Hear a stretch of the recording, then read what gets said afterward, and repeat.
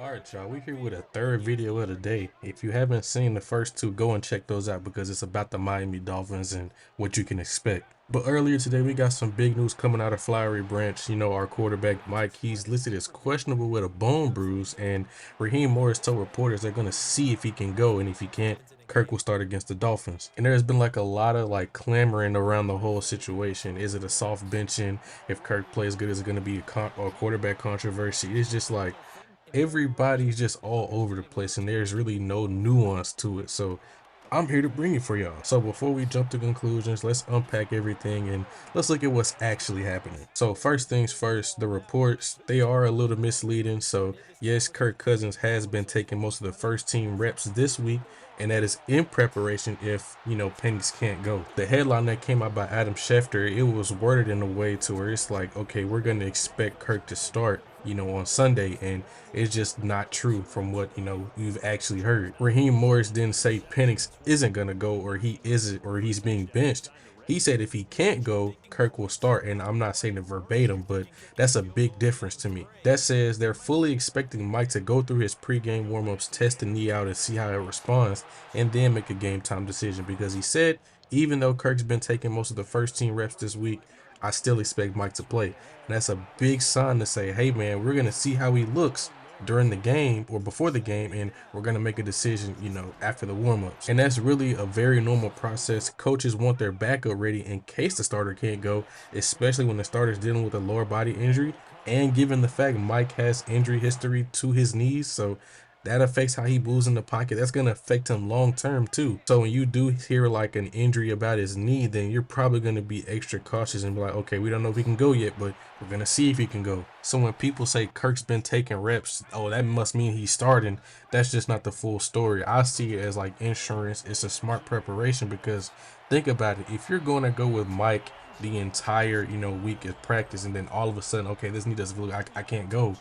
You're going to have Kirk, who didn't get any live reps during practice with the ones. Now, granted, he has some chemistry with our guys because he played last year, but it's just like, I'd rather, you know, Kirk be ready just in case than, oh, now we got to make a last second decision and Kirk's not ready, even though I think he would be ready regardless. But, you know, that's besides the point. And then the next thing I want to talk about, let's talk about this whole soft bench thing, because I've been seeing people, you know, talk about this, and it just doesn't make sense to me, okay? So we're essentially 10 games into his career, if you want to go by his starts, if he were to start against Miami. So that's just over half a body of work to make a real judgment on him.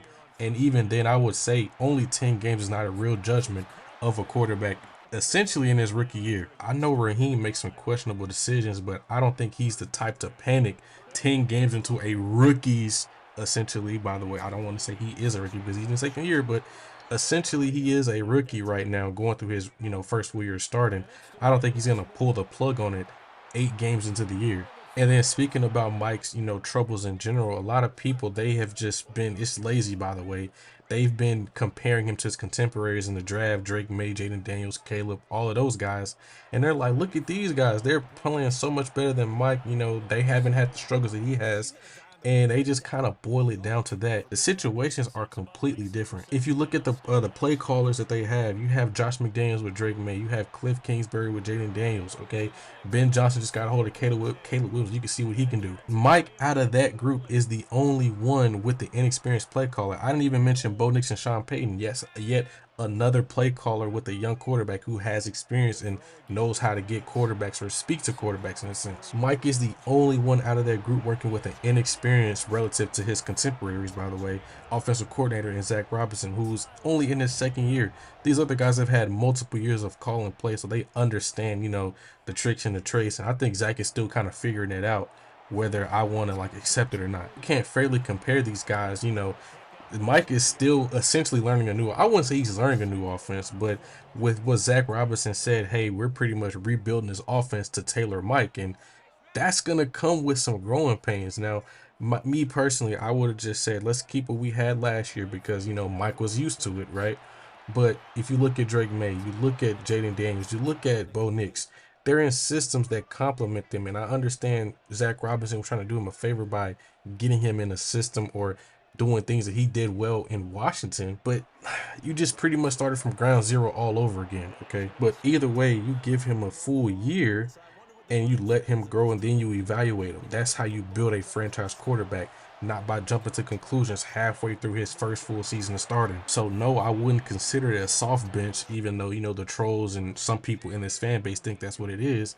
It's a medical precaution. Okay, let's just keep it what it is. You're overthinking it. And so the last thing I want to talk about is an if then. So let's flip the script. Let's say Mike can't go and Kirk Cousins starts. If Kirk plays well, that's not controversy. That's just leverage for us. We already know what Kirk Cousins is at this point, a proven veteran who can operate an NFL offense and still win you games. And if he shows that he's still healthy and can spin it, that only helps the Falcons heading into the trade deadline. Because if we're going to be real, there are still QB needy teams out there right now.